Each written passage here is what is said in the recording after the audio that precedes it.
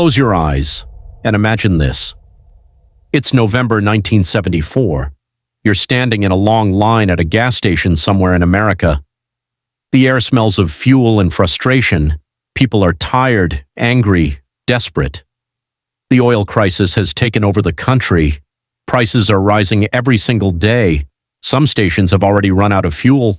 Others are limiting how much you can buy, and no one knows when it will end. Then suddenly, something changes. A woman appears on television, confident, calm, smiling. She speaks like someone who already knows the future. She says she has the solution. A car that can get 70 miles per gallon. A car that costs only $2,000. A car that could change everything. And just like that, hope returns. Investors rush in. The media celebrates her. The public believes her. But what no one realizes is that the car doesn't exist, and the woman behind it is not who she says she is. This is the unbelievable and deeply disturbing true story of Geraldine Elizabeth Carmichael, a story of identity, deception, ambition, and one of the boldest scams in American history.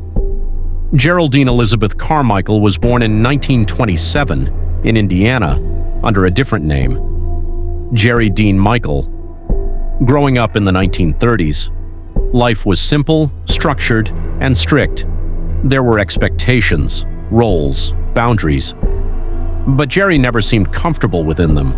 There was always a sense of unease, a feeling that life was too small, too limiting. By the early 1940s, the family relocated to Detroit, Michigan. At that time, Detroit was booming. Factories ran day and night. Cars rolled off assembly lines. The city was alive with industry and possibility. For most people, it was just a place to live and work. But for Jerry, it meant something more. Cars weren't just machines. They were power, freedom, reinvention, and those ideas would stay buried in the mind for years. As Jerry entered adulthood in the late 1940s and early 1950s, life became more complicated.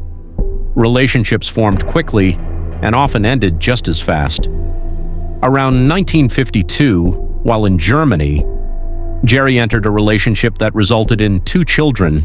Then on August 25, 1954, Jerry married Juanita.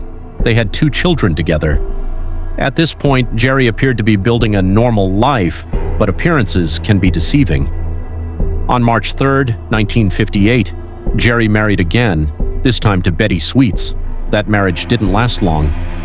Then on July 18, 1959, another marriage followed to Vivian Barrett. With Vivian, Jerry had 5 children. By the end of the 1950s, there were multiple families, multiple responsibilities, and multiple versions of the truth. Keeping everything together required constant adjustment, different stories, different identities, different explanations, and slowly, the line between reality and fiction began to blur. Then came June 1961, the moment everything changed. Jerry was arrested in Los Angeles, California, for counterfeiting United States currency. This was not a minor offense. This was serious, federal-level crime.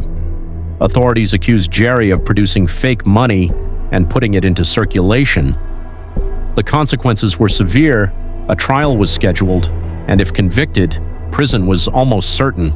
For most people, this would be the end. But Jerry was not most people. On May 18, 1962, just before the legal process could fully unfold, Jerry jumped bail and disappeared completely.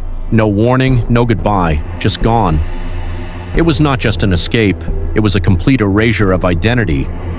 For years after that, there was no trace, no public record, no confirmed sightings. It was as if Jerry Dean Michael had never existed.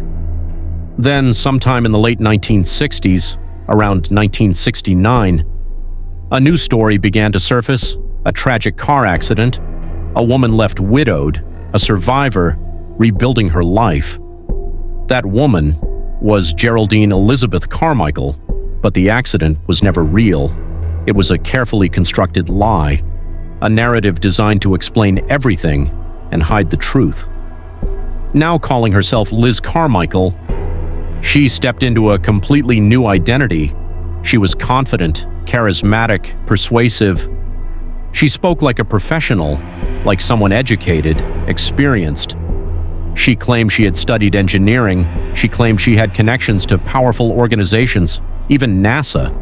None of it was true, but people believed her. Because Liz understood something powerful. People don't just believe facts, they believe confidence, and Liz had plenty of it. Then came October 1973, the oil crisis, one of the most difficult economic periods in modern American history. Fuel shortages spread rapidly, gas stations ran dry, long lines stretched for blocks, and fear spread everywhere.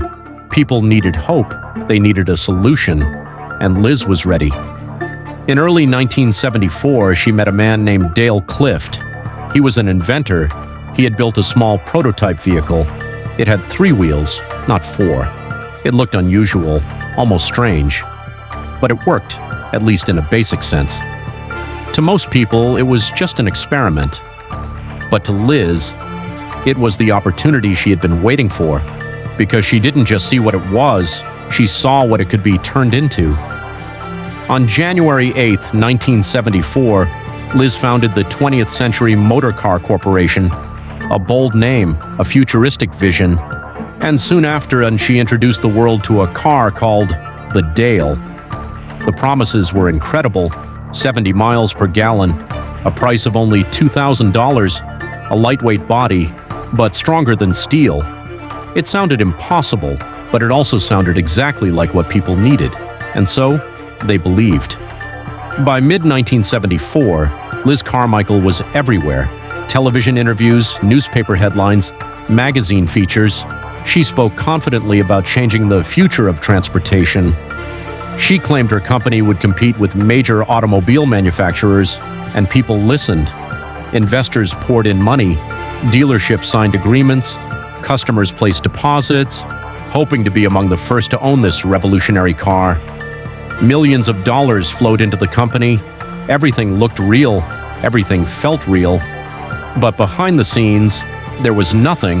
No factory, no production line, no system to build thousands of cars, only a prototype and a story.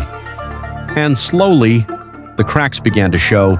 Questions were asked, promises were examined, details didn't add up. On December 30th, 1974, the California Department of Corporations stepped in. They issued a cease and desist order. The company was ordered to stop selling securities. Investigations began. And once investigators started digging, everything unraveled.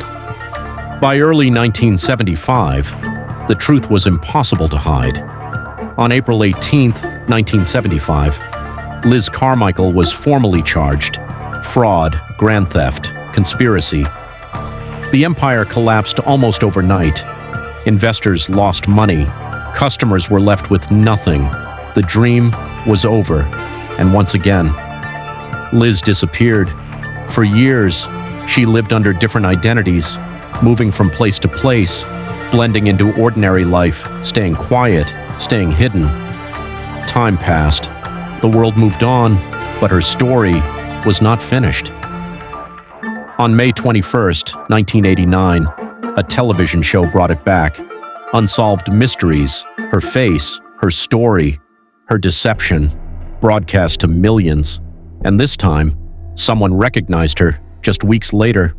On June 19th, 1989, in Dale, Texas, she was found, working quietly in a flower shop, using the name Catherine Elizabeth Johnson, living a normal life, as if nothing had ever happened. She was arrested. After 27 years on the run, it was finally over. She was extradited back to California, and for the first time in decades, she faced the consequences. Her trial concluded in 1990. The evidence was clear, the deception undeniable. She was convicted, but the sentence surprised many. She served approximately 18 months in prison, and then she was released.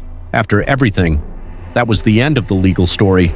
Years later, on February 25, 2004, Geraldine Elizabeth Carmichael died in Borrego Springs, California. The cause was cancer. She was 76 years old, and even in death. Her story continues to raise questions.